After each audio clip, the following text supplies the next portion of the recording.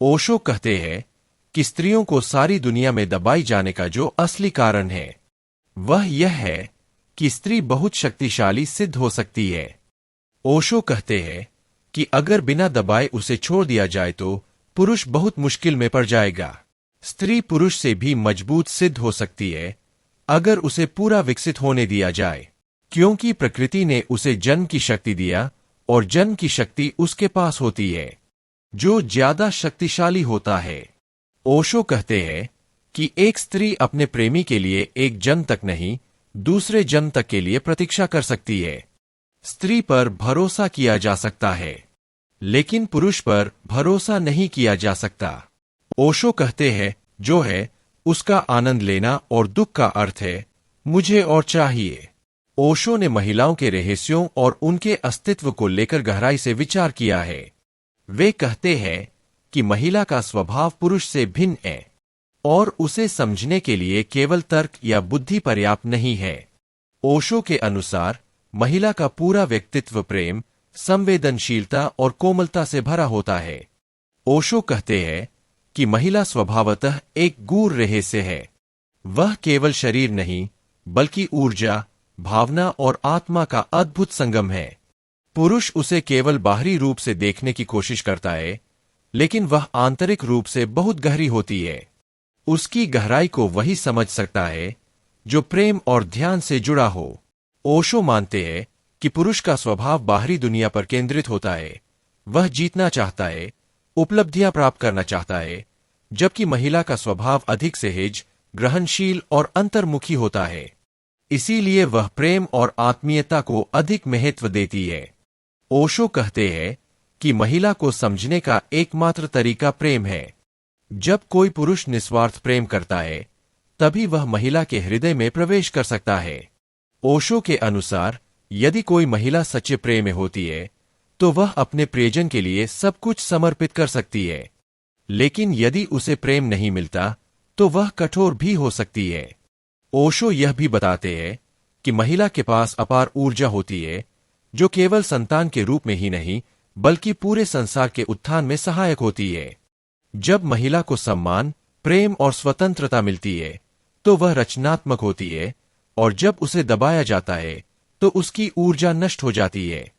ओशो इस बात पर भी ध्यान देते हैं कि समाज ने महिलाओं को लंबे समय तक गुलामी में रखा, उनकी स्वतंत्रता छीनी और उनके अस्तित्व को पुरुष के अधीन कर दिया। लेकिन जब महिला को उसकी पूरी स्वतंत्रता और चेतना मिलती है तो वह आध्यात्मिक रूप से भी ऊंचाइयों को छू सकती है। ओशो के अनुसार महिला में एक स्वाभाविक आध्यात्मिकता होती है। वह सहज रूप से ध्यान, भक्ति और प्रेम में डूबी रह सकती है। इसीलिए कई संस्कृतियों में महिलाओं को देवी का दर्जा दिया गया है। ओशो कहते हैं कि महिला को समझने की कोशिश मत करो, उसे बस प्रेम करो, सम्मान दो और उसकी स्वतंत्रता का आदर करो। वह स्वयं एक रहस्य है जिसे सुलझाने की आवश्यकता नहीं बल्कि अनुभव करने की जरूरत है। ओशो कहते हैं कि स्त्री कोई वस्तु नहीं बल्कि एक जीवंत कविता है।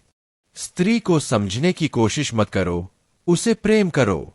जिस समाज ने स्त्री को दबाया है वह कभी भी मुक्त नहीं हो सकता। स्त्री पुरुष की दासी नहीं, उसकी सहयात्री है। स्त्री का सौंदर्य केवल उसके शरीर में नहीं, उसकी आत्मा में होता है।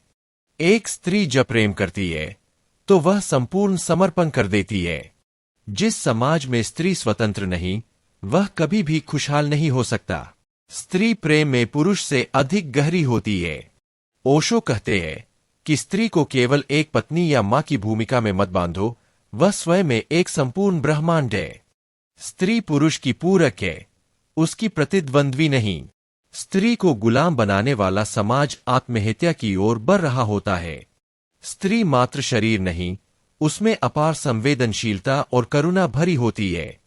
जब एक स्त्री मुस्कुराती है तो पूरा संसार सुंदर लगने लगता है। स्त्री प्रकृति की सबसे सुंदर रचना है। ओशो कहते हैं कि एक बुद्धिमान पुरुष वही है जो स्त्री को सम्मान और स्वतंत्रता देता है। स्त्री को प्रेम दो, वह तुम्हें दुगुना प्रेम लौटाएगी। जहां स्त्री को सम्मान नहीं वहां कोई सभ्यता नहीं पनप सकती। स्त्री को प्रेम और स्वतंत्रता दो वह चमत्कार कर देगी। स्त्री का दिल फूल से भी कोमल और पर्वत से भी मजबूत होता है। स्त्री का सम्मान करना जीवन को सम्मान देना है। ओशो के विचार प्रेम, स्वतंत्रता और आध्यात्मिकता से जुड़े होते हैं। उनका मानना था कि स्त्री और पुरुष के बीच कोई प्रतिस्पर्धा नहीं होनी चाहिए, बल्कि दोनों को एक दूसरे का सम्मान करना चाहिए। ओशो कहते हैं कि स्त्री पुकारती है, लेकिन आवाज नहीं होती उसकी पुकार में। हाथ फैलाती है, लेकिन उसके हाथ दिखाई नहीं पड़ते। निमंत्रण दिया जाता है, लेकिन निमंत्रण की कोई रूपरेखा नहीं होती। कर्म पुरुष को करना पड़ता है, कदम उसे उठाना पड़ता है, जाना उसे पड़ता है, प्रार्थना उसे करनी पड़ती है। और फिर भी स्त्री इंकार किए चली जाती है। और जब भी कोई स्त्री किसी के प्रेम में जल्दी हाँ भर देती है, तब समझना चाहिए उस स्त्री को भी स्त्रीय रहस्य का कोई पता नहीं है, क्योंकि जैसे ही स्त्री हाँ भरती है, व्यर्थ हो जाती है। पुरुषों ने स्त्रियों को इतना सताया, इतना दबाया, तो आमतौर से लोग समझते हैं कि स्त्रियां भी यही समझती है कि स्त्रियां कमजोर थी, इसलिए पुरुषों ने इतना सताया। ओशो कहते हैं कि मैं आपसे कहना चाहता हूं कि जो जानते हैं वह कुछ और जानते हैं। वह जानते हैं कि स्त्रियां इतनी शक्तिशाली थी कि अगर वो ना दबाई गई होती तो पुरुषों को वह कब का दबा डाली होती।